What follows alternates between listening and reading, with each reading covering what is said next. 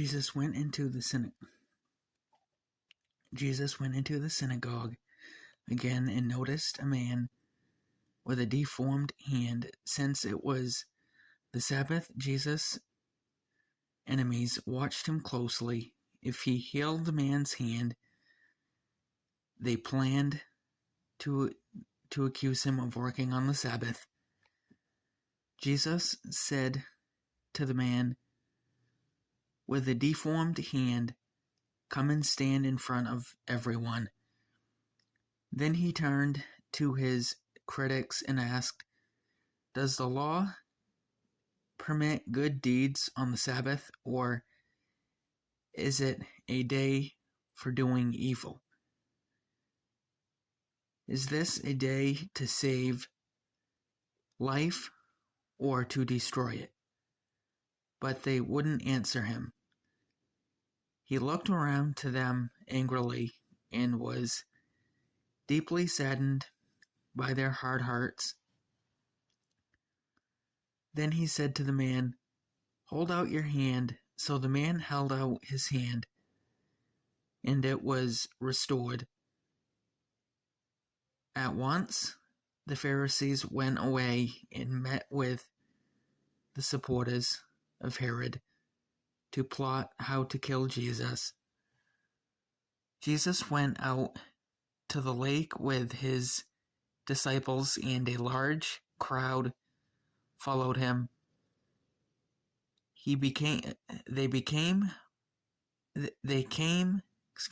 came from all over Galilee, Judea, even from as far north as Tyre, Sidon. The news about his miracles had spread far and wide, and vast numbers of people came to see him. Jesus instructed his disciples to have a boat ready so the crowd would not crush him. He had healed many people that day, so all the sick people eagerly pushed forward to touch him, and whenever those possessed by evil spirits caught sight of him, the spirits would throw them into the crowd in front of him, shrieking, "You are the Son of God." But Jesus sternly commanded the spirits not to reveal who he was. Verse 13. Afterward, Jesus went up on a mountain and called out the ones he wanted to go with him. Then they came to him. Then he appointed 12 of them and called them his apostles. They were to accompany him, and he would send them out to preach, giving them authority to cast out demons. These are the 12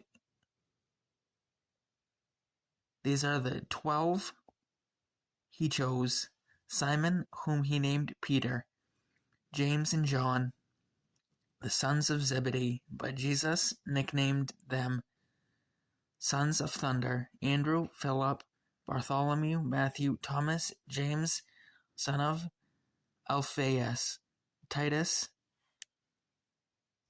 Simon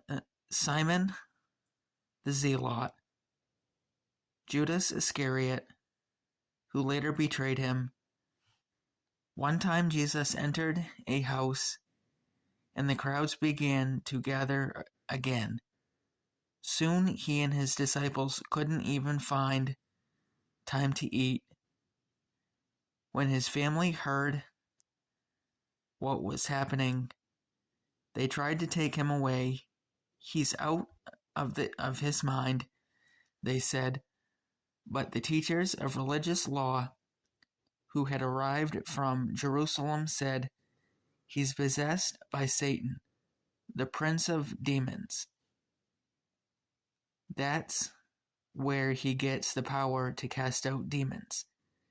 Jesus called them over and responded with an illustration. How can Satan cast out Satan? He asked. A kingdom divided by civil war will collapse. Similarly, a family splintered by feuding will fall apart. And if Satan is divided and fights against himself, how can he stand? He would never survive. Let me illustrate this further. Who is powerful enough to enter the house of a strong man like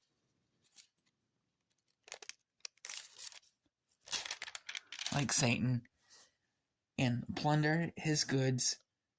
Only someone even stronger, someone who could tie him down and then plunder his house. I tell you the truth, all sin and blasphemy can be forgiven, but anyone who blasphemies the Holy Spirit will never be forgiven. This is a sin with eternal consequences. He told them this because they were saying by an evil spirit. Then Jesus, mother and brothers came to see him. They stood outside and sent word for him to come out and talk with them. There was a crowd sitting around Jesus. And someone said, "Your mother and your brothers are outside asking for you." Jesus replied, "Who is my mother? Who are my brothers?" Then he looked at those around him and said, "Look, these are my mother and brothers. Anyone who does God's will is my brother and sister and mother."